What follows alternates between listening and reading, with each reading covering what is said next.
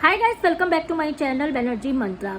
कंचन तिवारी जबलपुर यानी कि जगत दीदी की देवरानी का वीडियो देखा। सबसे पहले तो उन्होंने साफ साफ ये कहा कि उनकी फैमिली में उनके सास ससुर आते हैं, उनके हस्बैंड आते हैं, उनके बच्चे आते हैं। जो लोग उनके व्लॉग्स में दिखे हैं आप, तो उनकी फैमिली में वो आते हैं। बाहर का कोई भी मतलब दूसरा अगर जो उनके व्लॉग्स में नहीं दिखा है वो उनकी फैमिली का कोई भी मेंबर नहीं है। जगत दीदी के कारनामे ऐसे हैं कि उनको देवरानी ने अपने फैमिली तक में लेने से इनकार कर दिया है, मानने से इनकार कर दिया है।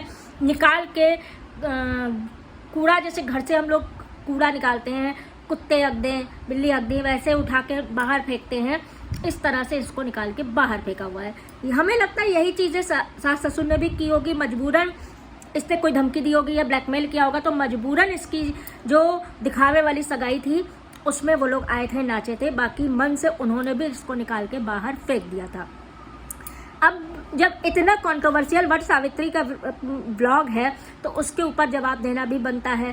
तो कंचन जी ने ये बताया, कंचन ने, कि उनके घर में खंडित कैसे हो गया। जब 15 साल पहले उनकी जिठानी जो बीना में रहती हैं, उनका बेटा इसी दिन वट सावित्री में पैदा हुआ था, अमावस्या में पैदा हुआ था, और उसके कुछ सालों बाद उनके घर में बछिया तक इसी दिन पैदा हुई है, बछिया तक इसी दिन पैदा हुआ है।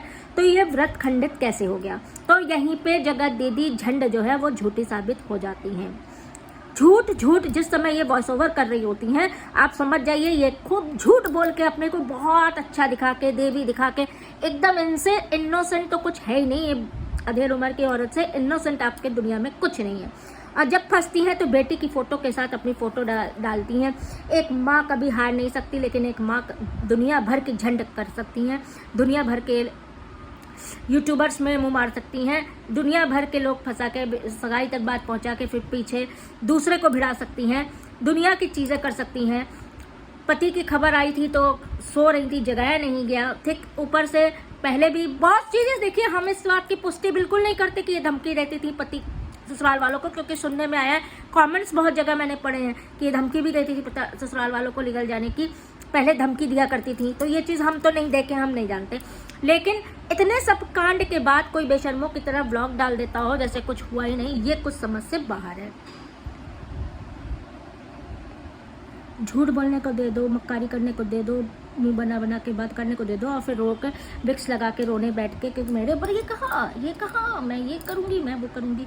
अब जवाब देते नहीं बन रहा होगा जब देवरानी ने ऐसा बनाया। उसके साथ भी कंट्रोवर्सी करेगी, इसको चैन नहीं पड़ेगा। किसकी बात को झुटला कैसे कोई सकता है?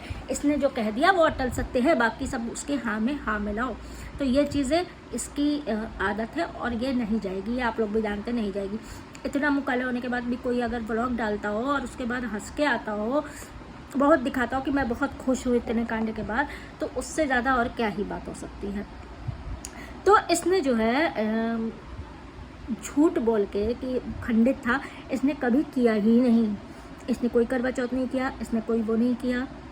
आप लोगों ने देखा होगा कोई भी व्रत इस तरह का नहीं किया, पूजा पाठ नहीं किया। ये तब भी मैके में भागी जाती थी, पड़ी रहती थी, अब भी, क्योंकि काम करना पड़ेगा ना। ससुराल में क्या होता है, आपको काम करना पड़ेगा। यहाँ पे क्या है, माँ खट रही है, इनके वीडियोस बन रहे हैं, इनके नाच के रील बन रहे हैं, इनके सारे ड्रामे वाले रील बन रहे हैं, और ऐसे ऐसे गाने लगा के कि मतलब सब क्या ही बताएं। इतनी पोल खुल जाती है, लेकिन फिर भी अपनी सफाई में अपनी गलती मानने को ये कभी तैयार नहीं होती है।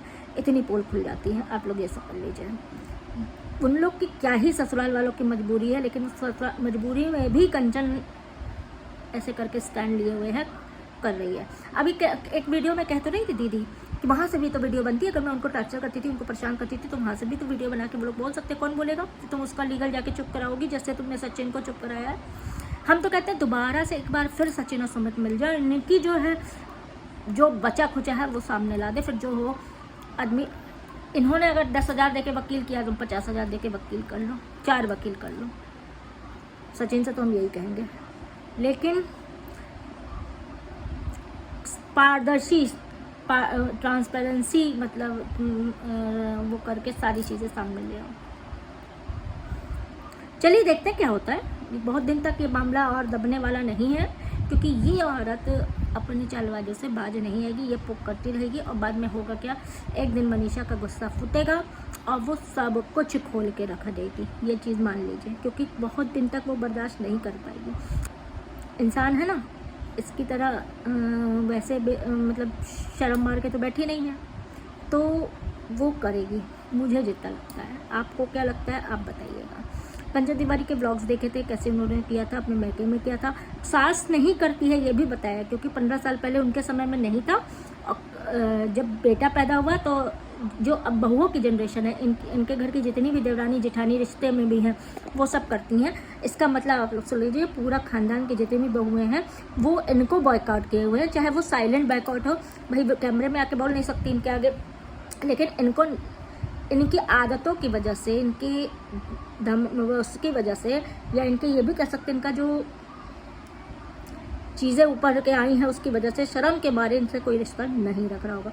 तो उन्होंने कहा कि हम बहुओं के जनरेशन में सबने किया है। जब 15 साल से बहुएं कर रही हैं और ये नहीं कर रही, इसकी शादी को कितने साल हो गए होंगे आप लोग ये बताइए? 8 साल, 10 साल, 12 साल, लेकिन इसने नहीं किया था।